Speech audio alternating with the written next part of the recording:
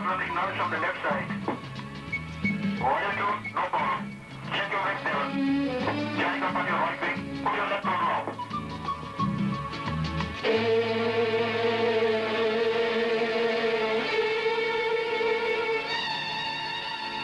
Right two is under control now.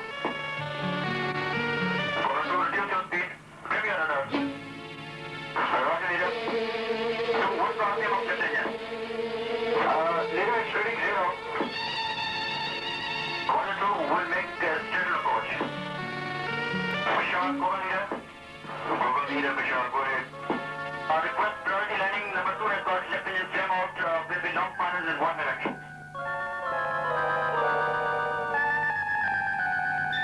Order 2, check your gears down now. Roger, gears coming down now. Vishal, go to the short finals. Over to you. Keep coming down, number 2. Keep coming down. Okay, hold your height now. That looks good. Throttle coming back. All the way idle now. Okay, that's good. Call under control.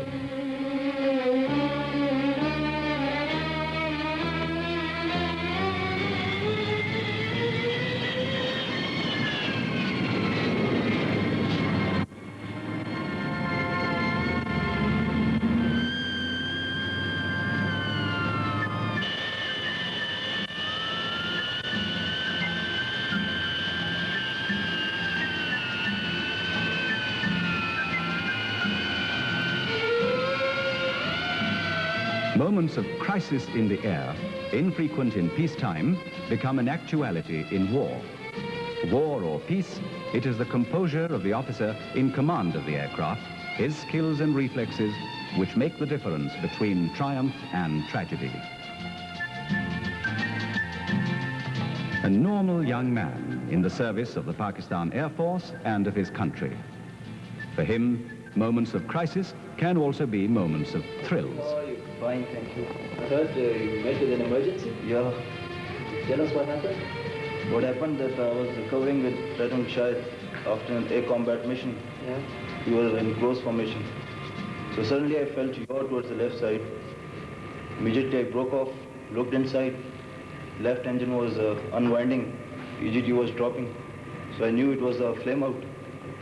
So I attempted a restart, but no joy, the engine had ceased. So I told Lieutenant Shah that I'll be recovering independently. And then I recovered through straighten approach, landed safely.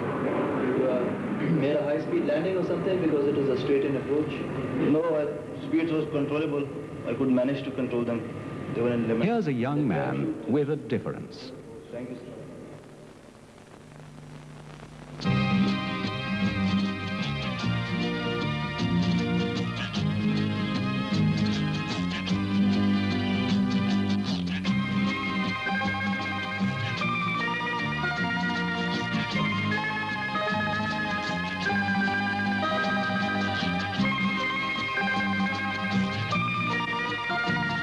Normal young men become men with a difference for good reason, with thought and planning, with effort.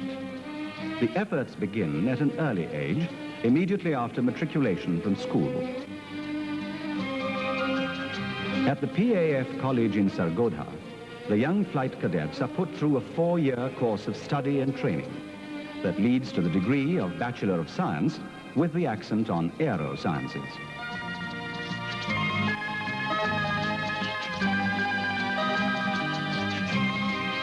They gain instruction in languages, mathematics, and science.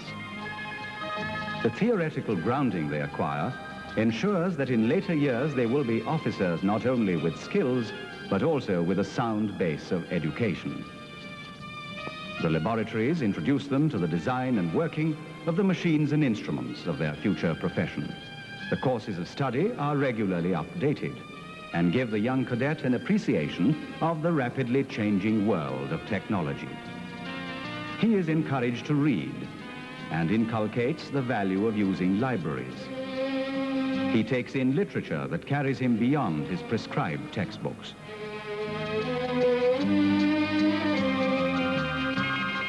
Excitement, of course, is when learning can be had by means of hobbies, the very stuff of being young, curious, and inventive. For the flight cadet, there could be no hobby so motivating as aero modeling. Some of the models he makes may never fly, and from that he will learn. Others will, and the lad will be filled with understanding and pride. Here, too, they get their earliest experience of powered gliders.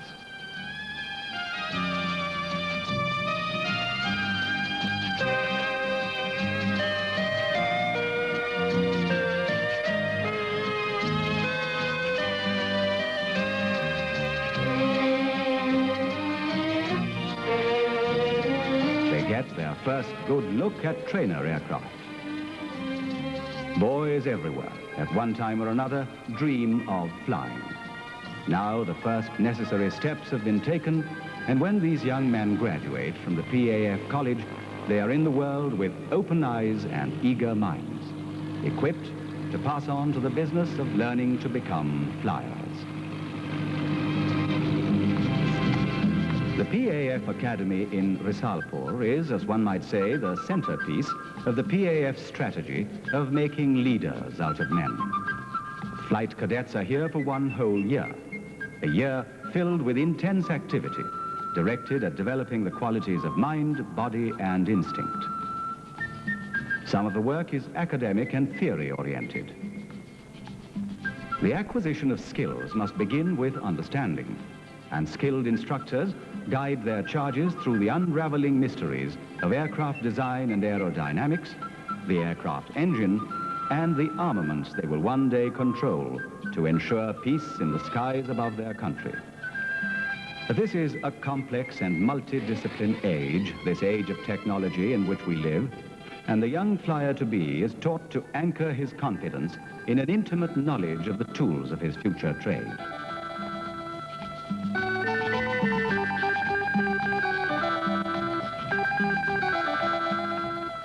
Throughout his year at the academy, the flight cadet will also be toning up the muscles of his body. First, of course, in the necessary discipline of the profession, para-jumping.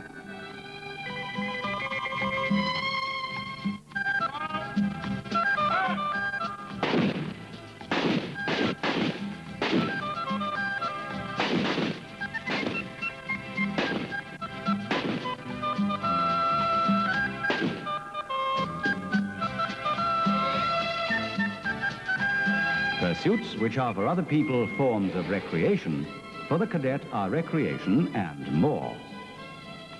He learns to combat the effects of disorientation. Physical skills, courage, and versatility will prepare him as the man of crisis. The martial arts teach him to use his reflexes.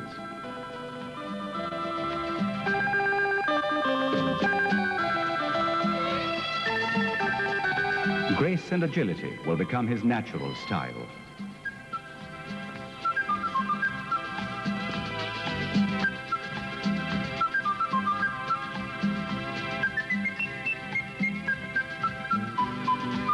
What more pleasurable way could one wish for of learning to be a man of steel? Instruction in flying begins with the simulator. Still on the ground, the flight cadet begins to get the feel of the cockpit. He learns about controls, instruments, procedures.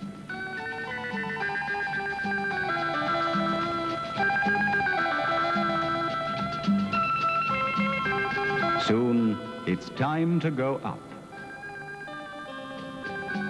At first, the instructor is by his side in the Mashak, a two-seater trainer aircraft.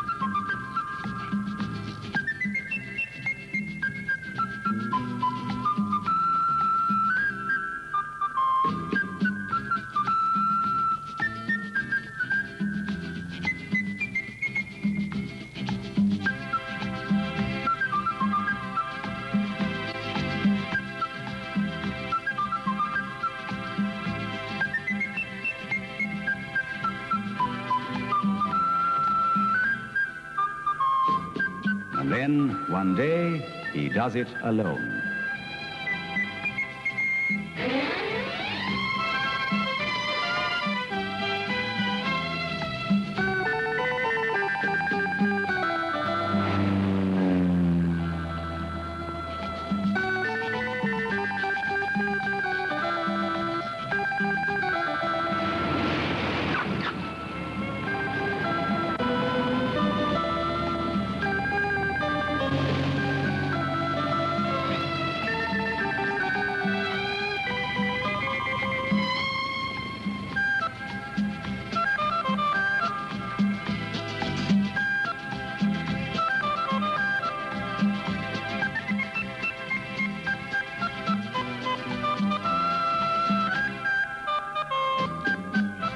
In the words of the ancient Pakistani proverb, learning to flex his own wings. The conversion from piston-engined aircraft to jets is a milestone in the cadet's tenure at the academy.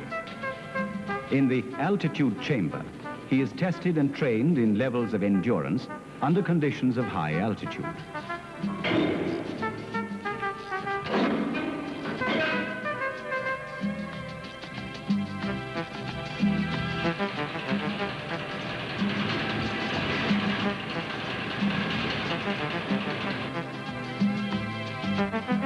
Doctors keep a close watch through observation windows. The cadet is capable now of breathing only through his oxygen mask in the sealed low-pressure chamber.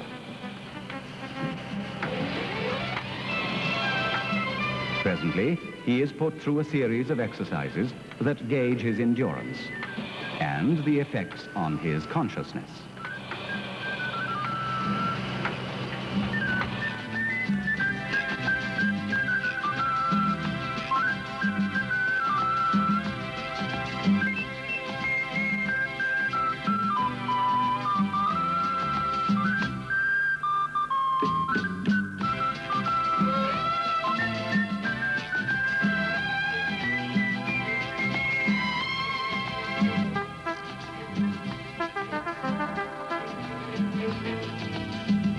Oxygen masks are tested.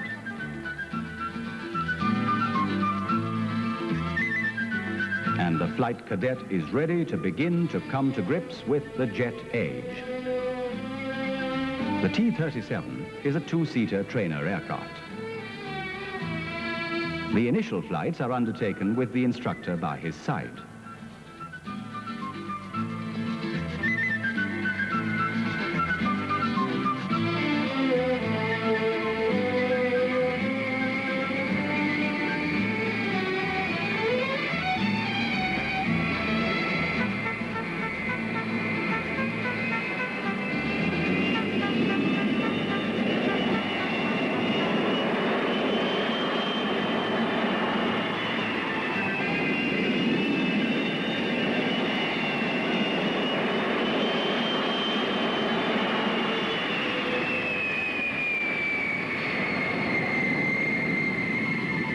One day, he will have completed his mandatory 200 hours of flying.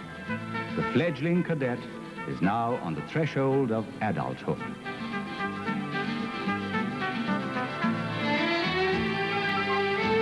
Meanwhile, in the progress cell back on the ground, a continuing log is being maintained on the progress and performance of each trainee.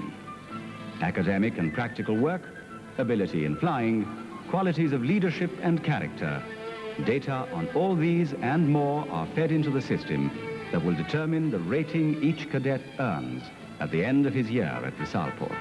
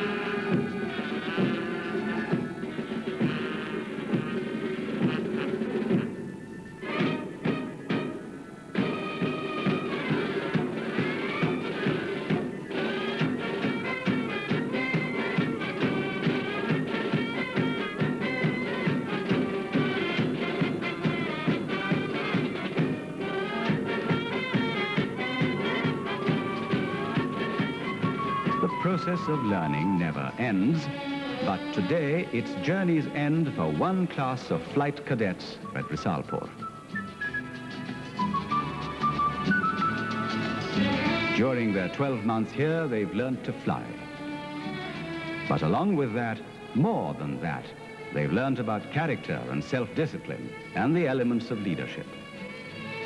Every lad dreams of flying, but these young men have no further need for dreams. We're now with the officers of the force. At progressive stages in their careers as defenders of the skies, they will take conversion courses to new types of aircraft, new responsibilities, new technologies.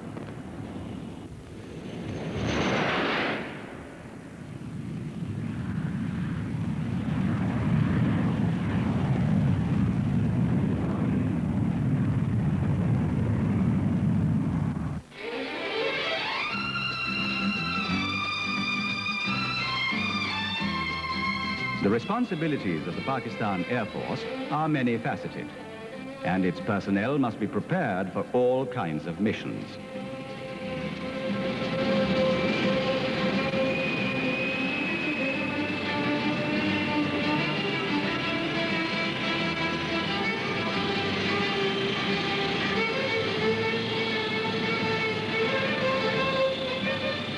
At the Transport Conversion School, the force readies itself to undertake all those assignments, both of peacetime and war, which call for transportation through the skies.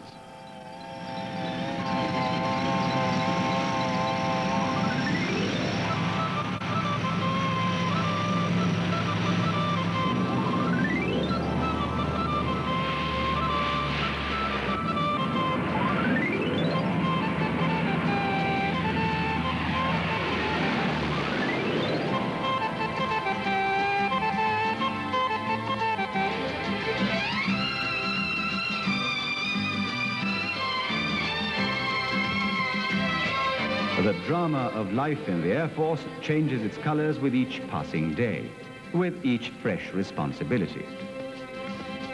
Yet another challenge presents itself, and the spirits soar ever higher.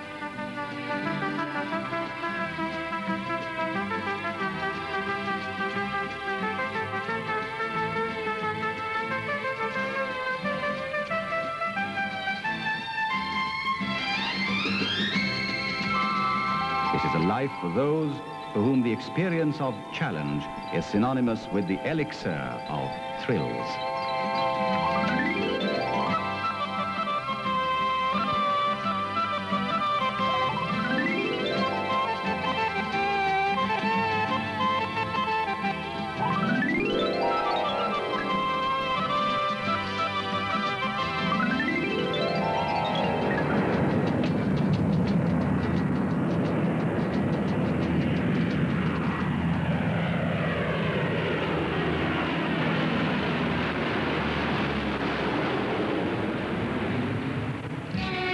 Every mission undertaken is preceded by a briefing session. The minutest detail is discussed, all objectives and procedures determined in advance. In the air, the key words are preparedness and precision. Pakistan, itself a kaleidoscope of color, extends from the warm seas of the south to the most formidable of mountain ranges.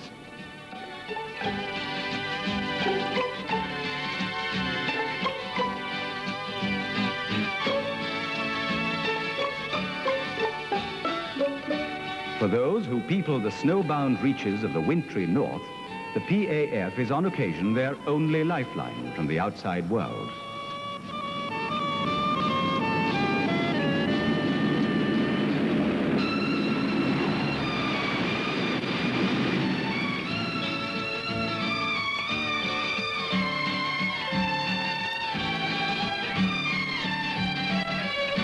Nestling in these same mountain ranges, at a height of more than 3,000 meters above sea level, is the PAF Skiing and Survival School at Naltar.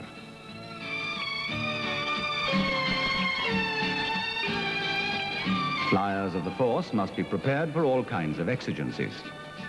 Here they learn to cope with and to survive in snow.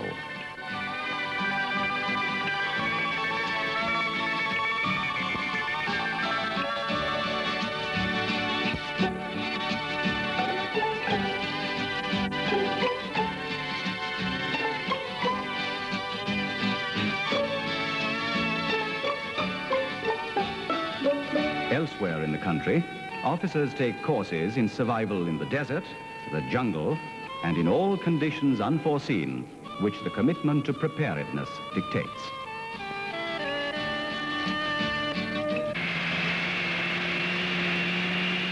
A vital specialization for officers of the Air Force is in the orbit of bomber aircraft. The bomber, as anyone in the world with memories of war will testify, is a denizen of the night. It prowls in the hours of darkness, flying low to avoid detection.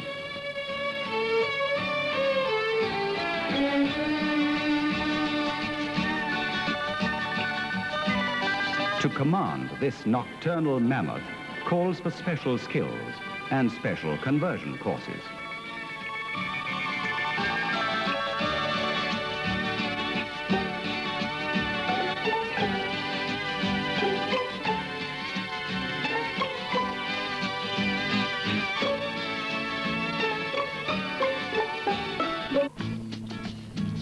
Like the heart that pumps clean blood into the system and keeps it going, there is at every air base the technical branch, a body of engineers and technicians that keep the aircraft in a constant state of airworthiness. Aircraft logs and history sheets keep them informed of the state of health of each single machine. Inspections and overhauls are planned accordingly.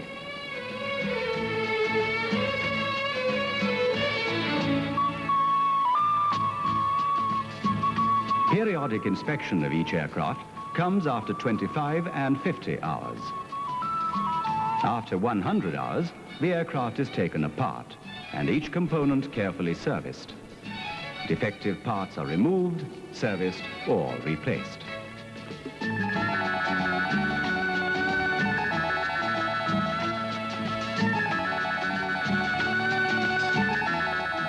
Every single component is subjected to the most rigorous checks on special test benches.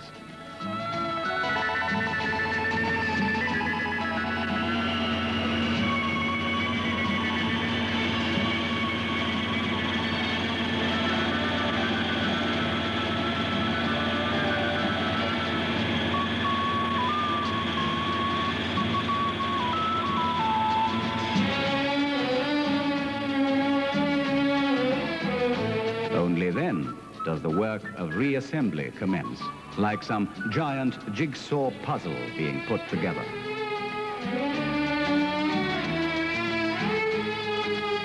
Who are the people that form this skilled and knowledgeable crew? Where are they trained?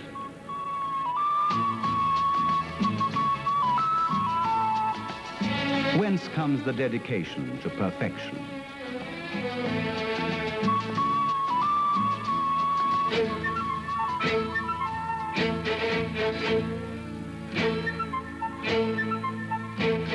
The Recruits Training School in Kohat takes in young lads after matriculation and gives them a base of intellectual and physical instruction in the first instance.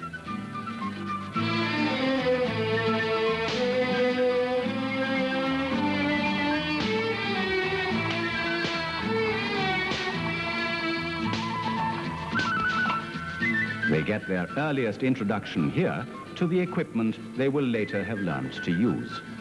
They begin to understand some of the underlying theoretical principles. They overcome their awe of technology. Some of them are here for 6 to 9 months, depending on the course, and then, after further trade training, will qualify as aircraftsmen. Others are at Kohat for a whole year, and will then take apprenticeship courses to qualify as junior technicians. 1, 2, 3, 4, up, down, right. Physical drills and exercises keep them fit and strong. Down. A vigorous physique makes for a confident personality, and the disciplines they acquire will serve them in good stead when they come to working as a well-drilled team. Living together in an environment demanding self-respect and precision, learning together, learning to fight together. Already the beginnings appear of esprit de corps. Out of this spirit will grow that dedication to service which the Pakistan Air Force seeks.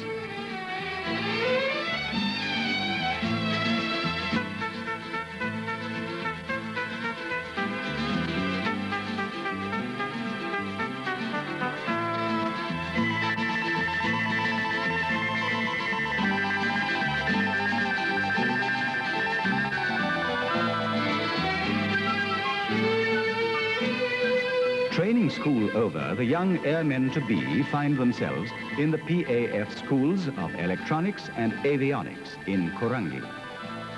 Here, their training becomes more specialized and intensive. For junior technicians, it lasts for 2 years. When they leave, they are fully trained airmen. The backbone of the Air Force, anonymous, but skilled, dedicated, professional. The work of the maintenance crews begins just as soon as an aircraft lands. As in any good hospital, if all is well with its machinery, it is checked and turned around into further duty with minimum loss of time. The slightest flaw, and it is detained for intensive checks.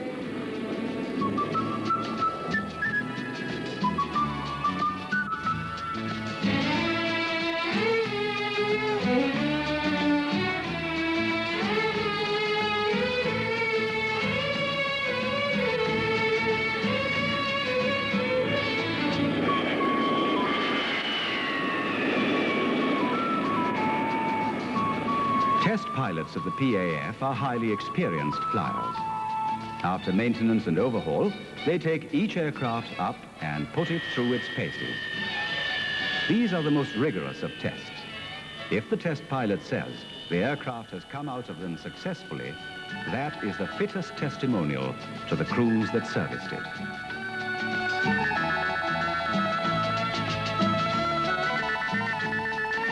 The PAF College of Aeronautical Engineering in Korangi, in the suburbs of Karachi, brings together in its courses of study the force's commitment to professionalism and the academic disciplines of a higher institution of learning. Its reputation is worldwide, and candidates from countries overseas regularly gain admission.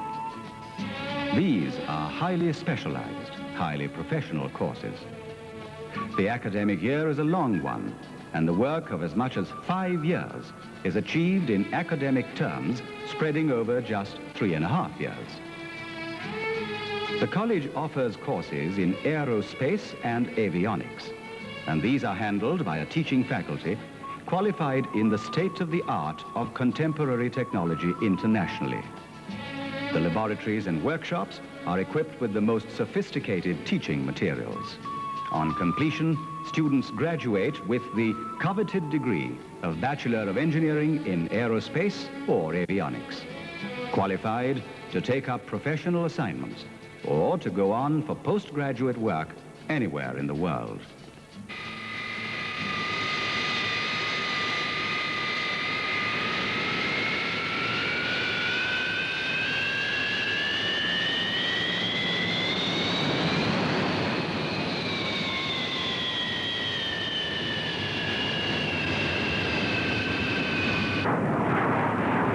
Worthiness is the paramount consideration of the PAF at all times, peace or war.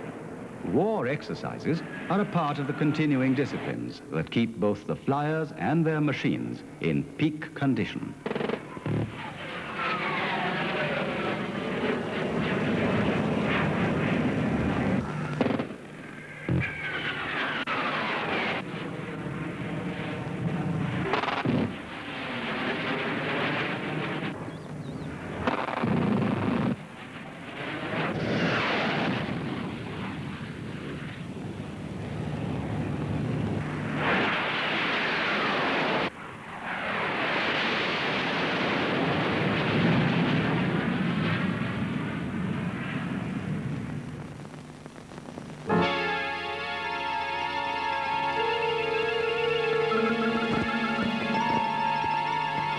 clear defense alert can be sounded at any moment, night or day. At every operational base of the Air Force, personnel and machines stand ready to be airborne within moments of the command being issued. It is the duty of the Pakistan Air Force, of its personnel, seen and unseen, to serve their countrymen in peacetime, wherever there is need for access through the skies.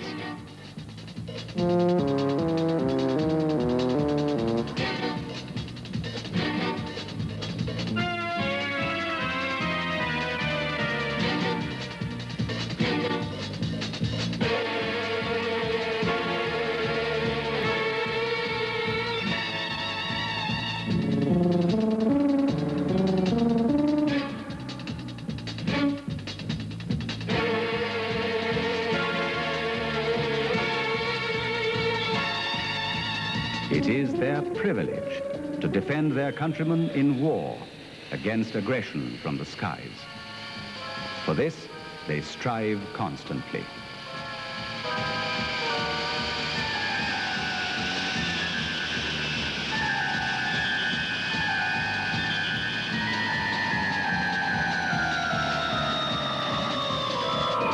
No mission is impossible. No challenge too daunting.